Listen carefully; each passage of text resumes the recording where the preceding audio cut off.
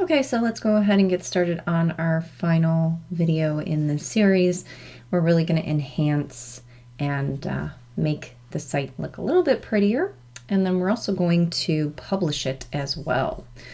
So first things first, let's head on over to themes and choose something that we like. So this is a theme that I really like is impression. You can also choose different colors with it. I also like this one here, level, and you can also choose different colors.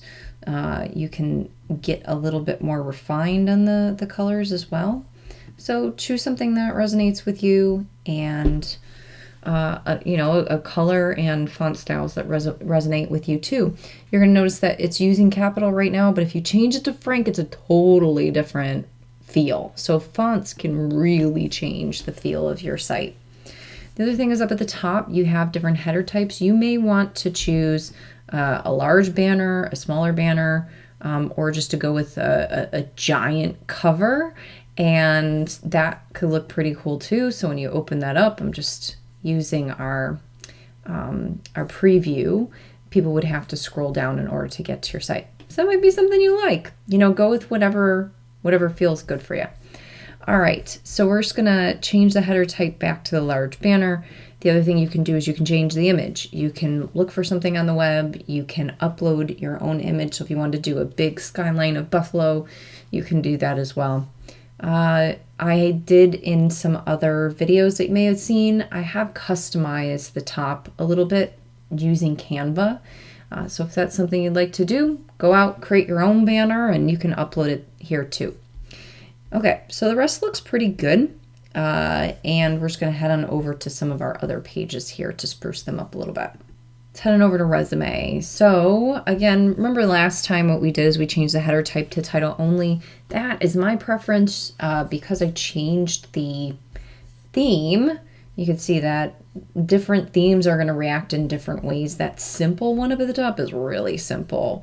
But some of our other themes that are here are going to really play around with the look and the feel of what a page, other pages will look like, and what your header types will look like too.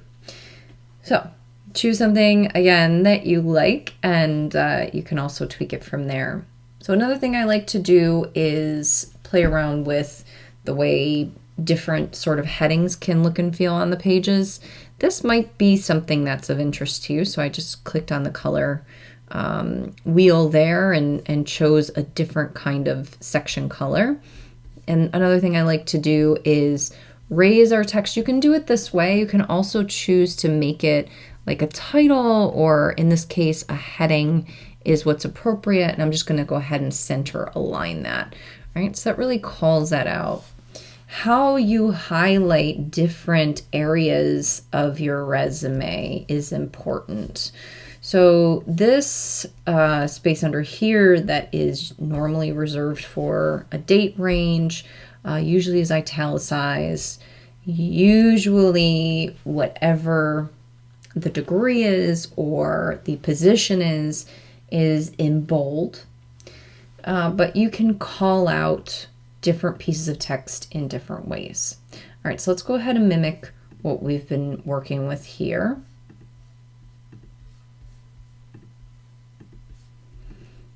And again, so this I kept at, I'm going to bump it down to a heading, bold this, don't forget, italicize this, and keep going here.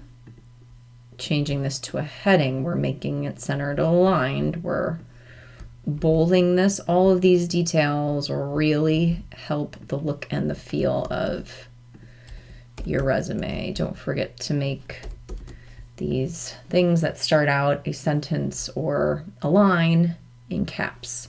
All right, so looking a little bit better. Of course, we want to fill this in with more content. That's the hope. The more you can fill in here, the better. Other things you might want to include: education, work experience, related experience I have here, such as volunteer work. You may also want to have a section for athletics, scholarship, clubs, anything you're doing. Put it in here. And then, of course, you have your downloadable resume up at the top. Let's head on over to English 101. That was another page that we worked on a little bit. And again, might want to change our header type to just be the title only. Now take a look at how this feels. It's a little bit better. It's a little bit more pulled together. We have a lot of those colors. That green is really carried throughout. The font looks really good. So just a little bit of work can really improve the look and the feel of your site. Our last and final step is just to click publish. And we want to make sure that we have it named something that we like, because it is going to be at the end here. You don't want to include any kind of spaces or characters in here. So all of this, and Google will yell at you, of course, but all of this is going to be crammed together. You see that it's sites.google.com/Bishop Timon. That is going to have to be at the front side because you're creating this in Bishop Timon space, unless you were to create it another way, which, you know, if you want a personal account, you can do this too in your personal account. So we're going to go ahead and click publish. And it is published. So we can go ahead and view our site. See how that looks.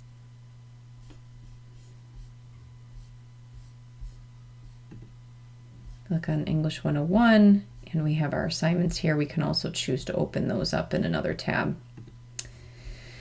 All right, so that is part 3. Hope you enjoyed this series on creating ePortfolios, and I wish you the best of luck in your ePortfolio creation.